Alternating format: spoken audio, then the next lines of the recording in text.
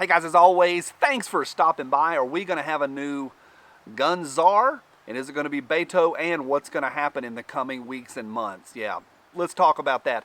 Hey, today's episode is brought to you by my friends at CMMG. Y'all know I love them, and my favorite rifle is the Resolute 300. The best compliment I can give it is that it runs like a scalded dog. It really does run, and I really do like it. Had it now a year, it's fantastic. But they also make some really cool swag, including a Zelda shirt and the new Contra shirt as well. Check them out over at CMMG Inc. Tell them that I sent you, and as always, I'm sorry about your wallets. To all of y'all, a big thank you for every thumbs up. Comments down below, fantastic as well. Got in several emails this week to say, hey Johnny, what do you think's going to happen? I came out, there's ambient noise, and there's a lot of racket going up there on the road, but I just wanted to hit record and tell you a couple thoughts. Now, at the end, I'm going to go bifurcate into two different ways, and that's going to be the heart, those two different ways where I'm headed for this video. But let me just say this, the left and Sniffin' Joe have not been subtle or they've not been coy in their plan. Sniffin' Joe on his website has a written plan that is detailed, it's precise, it's misguided, and it's totally buffoonery, but it's also completely and utterly frightening. Now, Sniffin' Joe also says that should he be elected, that Beto, the Mexican-American, that he, and I love every time I call him a Mexican-American, people are like, he's not a Mexican-American. That's the joke. Those were Beto's words. Don't get me started, people. Shazam. Is he going to make Beto his czar? He's threatened to, said he's going to. Beto said, hell yes, we're coming for your AR-15. Now, Sniffin' Joe also has a plan to come for yours and my AR-15. They're not, I say this all the time on here, they're not coming down the driveway January 10th. It's not coming. That's not how it happens. There was a guy on Reddit just this morning that said, I read it with an accent. He could be from Wisconsin, but I read it like this. He said, you can't just change the Constitution willy-nilly. And that's really well said. You can't willy-nilly change the Constitution. There is a process to all of this. However, their end goal is complete and utter annihilation of your freedoms and my freedoms as well. Mr. Guns and Gear, I mentioned Mike yesterday, he's done a really clear 22-minute breakdown of Sniffin' Joe's plan. I'll put a link to that video down there. He does it better than I can do. An overview is that Sniffin' Joe is trying to make AWs completely illegal. Not just to own, to purchase, but also to manufacture, as well as whatever high-capacity mags are. Those are going to be illegal as well. Then, of course, there's the genuine nitwittery of the left talking about gun show loopholes and registrations and all sorts of things that are just nonsense. There is no gun show loophole, whatever. But he has other things that are going to literally make you and me felons overnight, and that is scary. Now, a lot of folks have said, Johnny, do you think they're really going to try that? Yeah, I do. I think they are absolutely going to try it. Who controls the message in America? They are the ones that have the power. Now, we're in a place right now where they're moving towards, it's not mandatory right now, but mandatory education only within government-controlled schools. Right now, you can homeschool or go to Christian schools, private schools, parochial schools.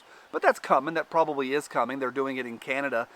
And then also they get to, when that happens, control the message. They're already starting gender studies and all of that nonsense in that direction in kindergarten. And if you disagree with them, you are immediately labeled as a bigot. There's a word that I'm not going to use, but it rhymes with big igloo, bug. I don't know what it rhymes with, but it ends with aloo. You can't say that anymore. You can't say that on Instagram at all. You can't even sell anything. This company right here, we had some shirts for that with the Hawaiian motif, and they were two of our best sellers, and those are completely removed from Shopify. They control the message. What happened to that word, the B word? I'll put it in here somewhere. What happened? Well, it got labeled bigotry. They went racist, and it stuck because of the MSM. My point is this. That's how they're going to come eventually for the Rudy Tooty point and shooties. Now, there's multiple ways they do, but the big one is starting in kindergarten, first grade, second grade, third grade. Those first few years are critical. Oh, they're scary. Oh, only supremacists own those. And that's going to be a long-term project, and they do have long-term plans for that. The average age of hunters in America is in somewhere in the mid-40s. Some even have the average age of hunters at 52, 53. People aren't in the woods anymore. People aren't doing this nearly as much. I know guys are going to get in the comment section and go, no, man, all my buddies, we do. Well, we are a minority on some levels. There's a lot of us, but overall, you go to an average, look at an average group of high schoolers, not many of them are doing this. And that is a challenge. So they're hitting them early. That's one point. Another point is that they're going to be hitting it through legislation. That is well documented, well organized. Another is through labeling and mislabeling, euphemisms, dysphemisms, calling things that are not as though they were. It's a biblical phrase, but naming things and changing the language and the verbiage, just like they did with the big igloo. Now it has a label and you can't talk about it. And they're trying to do that, and they're using what? Tragedies at schools. Now, let me go to the two different areas. And I think this is important. This is at least the way I think. One thing, the two-party system loves a two-party system. They love it. They absolutely love it. If you're in the party that's a little bit out of power, please donate. Help us. Send us money. Help us, because we've got to fight the powers that be. Nancy Pelosi has the microphone. Help us fight. And if you have the microphone, if you're a little bit ahead, please send money. Please donate. We can have rallies, because they're trying to encroach. They're trying to rise up. Two-party system loves a two-party system. Those two parties, doesn't matter if you're up or down, one way or the other, you're in a constant state of regenerating your war chest. It's power, it's control, and it's a very easy system. A three-party system would change a lot.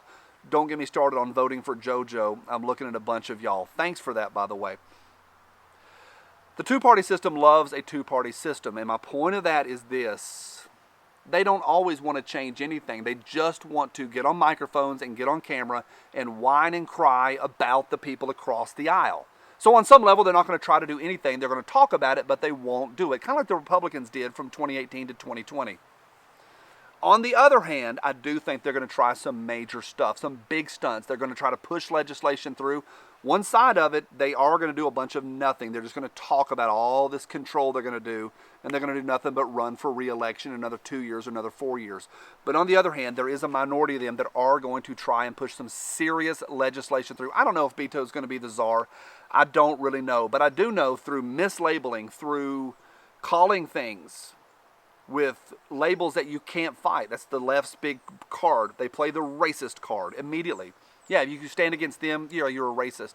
And through backdoor gun control, like making brass too expensive, primers too hard to get, ending online sales, a lot of those things, they will come at us those ways. But yeah, I do think we have a fight on our hands. And it doesn't matter who gets into the Oval Office in January, doesn't matter. We still have a fight on our hands. Even over the last 4 years, we've been fighting in Virginia, fighting in Texas, and in a bunch of other states. It's been going on non-stop. So regardless of who wins, we have a fight ahead of us. And I think that matters to stop and go, you know what? Our work is not done. What is done is this video to anyone that it's against us or our way of life or our freedoms or this constitutional republic that we love so much. Anyone that is against us or our way of life. Yep, from my cold, dead hands. Bye.